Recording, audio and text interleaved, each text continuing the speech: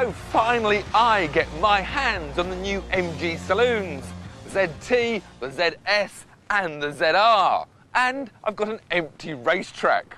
I think you know what happens next.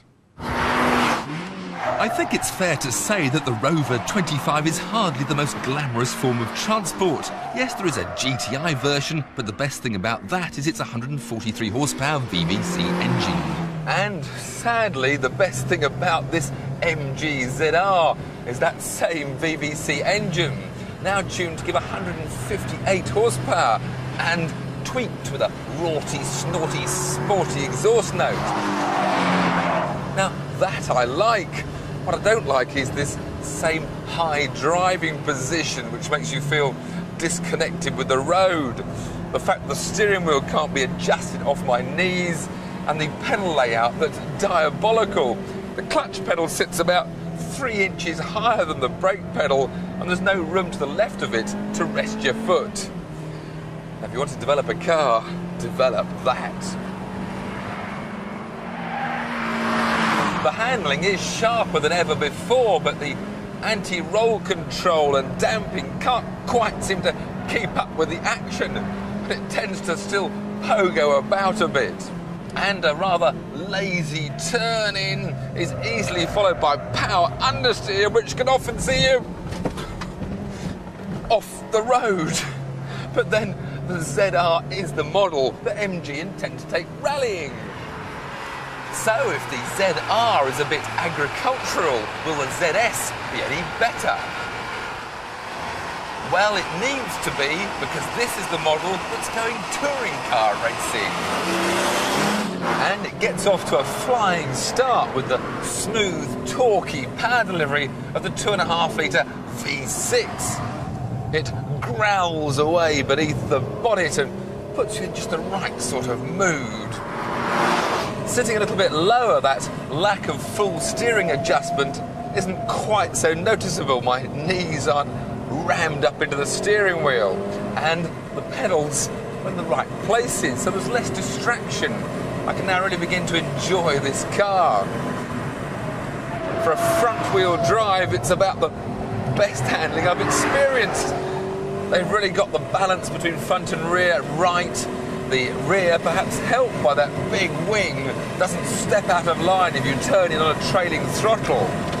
And the traction is also excellent. So down the gear, turn, find that apex, squeeze in the power. It sits very, very flat on the road. It doesn't feel too harshly sprung. This is sorted.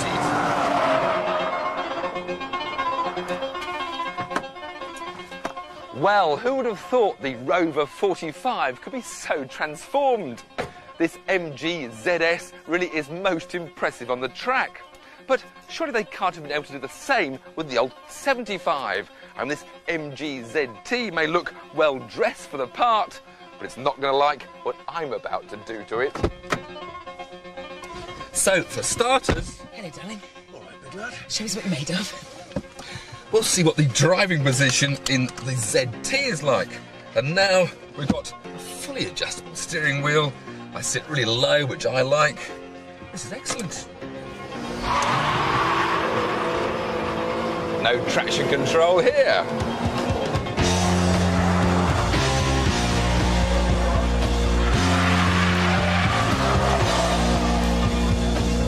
Now, although you've got an extra 15 horsepower, you've also got an extra 250 kilos without these two added on to that.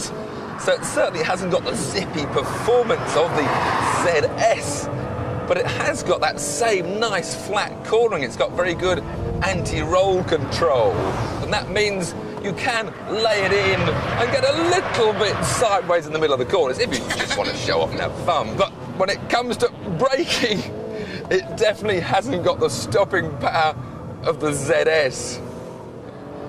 The amazing thing is how manageable it is for what is, and let's face it, quite a big saloon. It's not got the big smile factor of a rear-wheel drive Beamer, but it has got amazing levels of grip. It's safe, solid. It's fun.